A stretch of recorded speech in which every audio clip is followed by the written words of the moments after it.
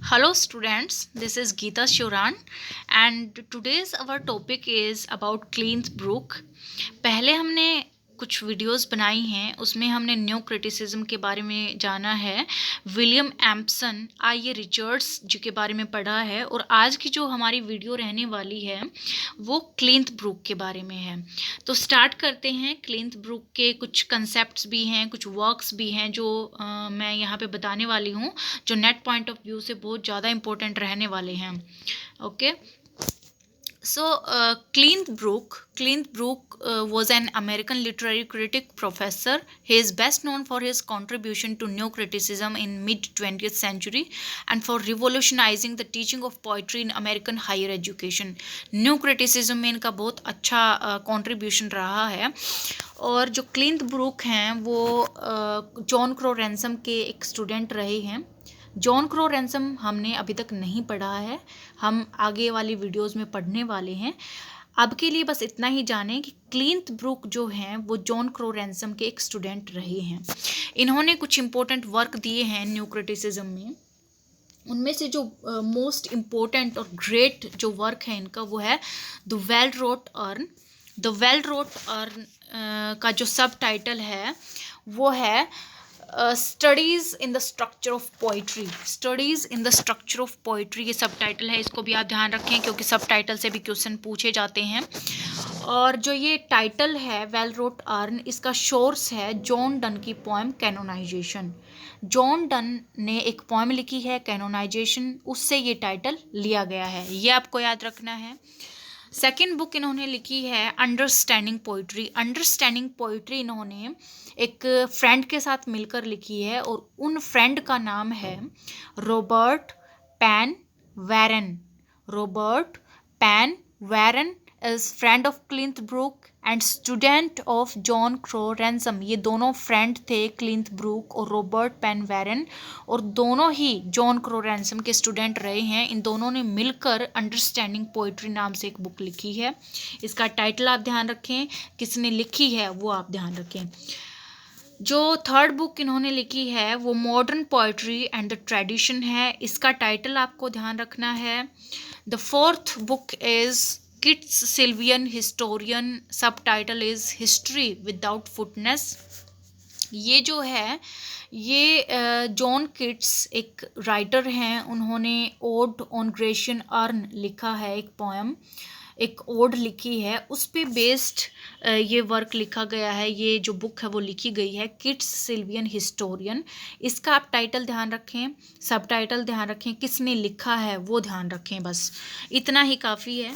आगे हम चलते हैं इनकी कंसेप्ट्स पे। इन्होंने कुछ कंसेप्ट्स दिए हैं। द लैंग्वेज ऑफ पैराडॉक्स, ये जो कंसेप्ट है ये लिया गया है इनकी book the well wrought urn से, जो मैंने अभी अभी बताई है कि 4 बुक्स इन्होंने लिखी हैं, उनमें से जो एक बुक है वो है वेल रोट अर्न, और वेल रोट अर्न में से ये कंसेप्ट लिया गया है द लैंग्वेज ऑफ पैराडॉक्स। अब बात आती है कि पैराडॉक्स होता क्या है। पैराडॉक्स बेसिकली कॉन्ट्राडिक्टरी मीनिंग्स होते हैं, कॉन्ट्राडिक्टरी स्टेटमेंट्स, कॉन्ट्राडिक्टरी जो वर्ड्स यूज़ किए गए हैं वो होते हैं। अब इन्होंने लैंग्वेज ऑफ पैराडॉक्स का कंसेप्ट में क्या कहा है, इन्होंने कहा है कि अगर कोई पोएट पोएम लिख रहा है तो उसमें पैराडॉक्स की लैंग्वेज यूज करनी चाहिए, क्योंकि रीडर पढ़ने में इंटरेस्ट तभी लेगा जब उसका मीनिंग वो हिडन निकालेगा, हिडन मीनिंग को वो निकालेगा, तो उसका इंटरेस्ट उसमें बढ़ेगा और वो उसको पढ़ेगा। अब लैंग्वेज ऑफ पैराडॉक्स क्या होता है, पोएम जो होती है, poem becomes beautiful by using language of paradox. जब एक पोएट किसी पोएम में पैराडॉक्स की लैंग्वेज यूज करता है तो पोएम की जो ब्यूटी है वो बढ़ जाती है और रीडर का इंटरेस्ट बढ़ जाता है जब वो हिडन मीनिंग इसमें निकालता है। इसका मीनिंग यही है। अब क्लिंथ ब्रूक ने कहा है कि paradox is the language appropriate and inevitable to poetry, कि जो पैराडॉक्स है it is very important to use in poetry. Poetry में इसका यूज होना ही चाहिए। The real meaning is hidden real meaning hidden होता है आयरनी में, पैराडॉक्स में, एम्बिग्यूइटीज में, और इनका यूज इनएविटेबल है, होना ही चाहिए किसी भी पोएम में. Without use of language of paradox a poem cannot become beautiful. So this is important for poem according to Clint-Brook. फिर इसका एग्जाम्पल देख लेते हैं कि पैराडॉक्स क्या होता है. The first example is he was a brave coward. इसमें ये देखिए ब्रेव भी लिखा है और कावर्ड भी लिखा है, या तो ब्रेव ही होगा या कावर्ड ही होगा. तो ये क्या है, कॉन्ट्रोडिक्टरी स्टेटमेंट दी गई है. इसी को पैराडॉक्स कहा जाता है, जिनमें हिडन मीनिंग निकालना पड़ता है कि हाँ इसका मीनिंग ये हो सकता है कि पोएट ने ऐसा कहने की कोशिश की है. और सेकंड जो एग्जाम्पल है, you can see here, this is the beginning of the end. Beginning भी है और एंड भी है. This is the contradictory statement. So this type of statement is called paradox. और इन्होंने कहा कि पैराडॉक्स पोएम में होना चाहिए. ये बात क्लियर हो गई. अब सेकंड कंसेप्ट देखते हैं इन्होंने जो दिया है. Second concept is heresy of paraphrase. अब ये जो कंसेप्ट है ये भी इसी बुक से लिया गया है, द वेल रोट अर्न से. अब इसका मीनिंग क्या होता है, हेयरसाई का मीनिंग होता है समथिंग एरर. हेयरसाई का मीनिंग होता है समथिंग एरर. और जब कोई रीडर उसको पोएम को पैराफ्रेज करता है तो उसमें वो एरर करता ही करता है. सही ढंग से कोई भी किसी भी पोएम को पैराफ्रेज नहीं कर सकता, क्योंकि उसमें पैराडॉक्सेस, आयरनी, एम्बिग्यूइटीज होती हैं. हर एक वर्ड के, हर एक स्टेटमेंट के अलग अलग मीनिंग निकलते हैं. अगर मैं उसको पढ़ूंगी तो मेरे अकॉर्डिंग उसका मीनिंग कुछ और होगा. अगर आप उसको पढ़ेंगे तो आपके अकॉर्डिंग उसका मीनिंग कुछ और होगा. तो कोई भी ट्रूली उसको पैराफ्रेज नहीं कर सकता है जो रियल में वो लिखा गया है. It is not possible to paraphrase a poem according to the intention of the poet. So यही है द हेयरसाई ऑफ पैराफ्रेज. यहाँ देख लेते हैं कि the heresy is that of assuming that the meaning of a work of art can be paraphrased. मतलब कि it is not easy to paraphrase the meaning of text, a meaning of a poem. So paraphrase करना आसान नहीं होता, उसमें error होते हैं. अगर कोई सोचता है कि he can paraphrase a text, he can paraphrase a work, तो वो उसकी भूल है. अगर वो सोचता है कि वो पैराफ्रेज कर लेगा तो वो पैराफ्रेज नहीं कर सकता किसी भी पोएम को, क्योंकि एक वर्ड के, एक स्टेटमेंट के कई मीनिंग निकल सकते हैं. वो पर्टिकुलरली उसको पैराफ्रेज नहीं कर सकता. यही बात इसमें कही गई है कि heresy of paraphrase, something error in paraphrase. अब हम कुछ क्वेश्चंस देख लेते हैं जो पास्ट ईयर्स में पूछे गए हैं. ये हमारा जो कंसेप्ट है ये यहीं फिनिश हो जाता है. 2 कंसेप्ट हमने पढ़े हैं. फर्स्ट जो कंसेप्ट था वो था language of paradox, and the second concept is heresy of paraphrase. ये दोनों कंसेप्ट आपको याद होने चाहिए.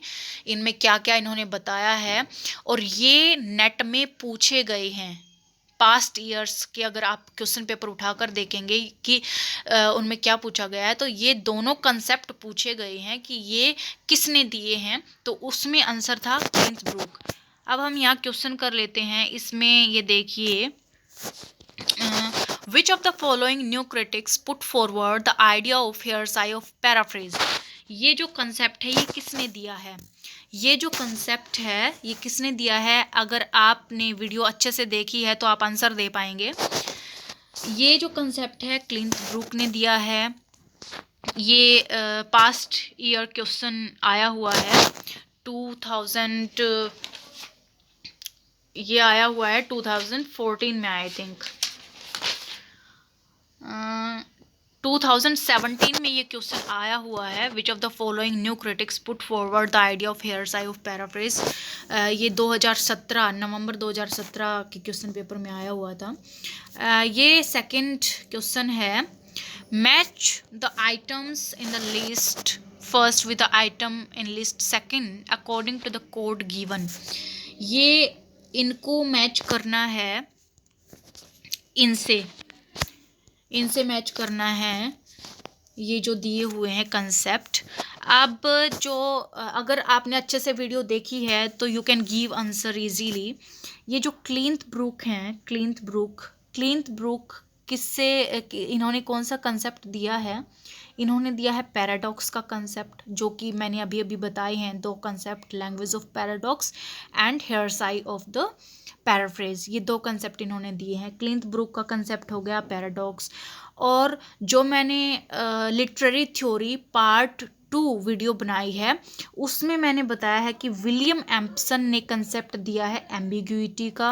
आप वो वीडियो जाकर देख सकते हैं, literary theory part 2। Description box में मैं लिंक आपको दे दूंगी।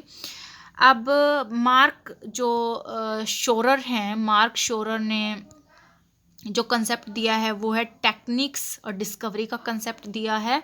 और मोड बोटकिन ने दिया है आर्किटाइपिकल पैटर्न इन पोइट्री। ये हम आगे पढ़ने वाले हैं, ये दो हम पढ़ चुके हैं और ये हम आगे पढ़ने वाले हैं। तो पार्ट 2 में हमने ये किया था विलियम एम्पसन, और अभी आज के वीडियो में हमने क्लिंथ ब्रूक किया है। उसके अकॉर्डिंग जो क्लिंथ ब्रूक का जो आंसर है वो पैराडॉक्स होगा। आज के लिए इतना ही, और कल आएंगे एक नई वीडियो के साथ, एक नए राइटर के साथ जो न्यू क्रिटिसिज्म से रिलेटेड होगा। So thank you for today.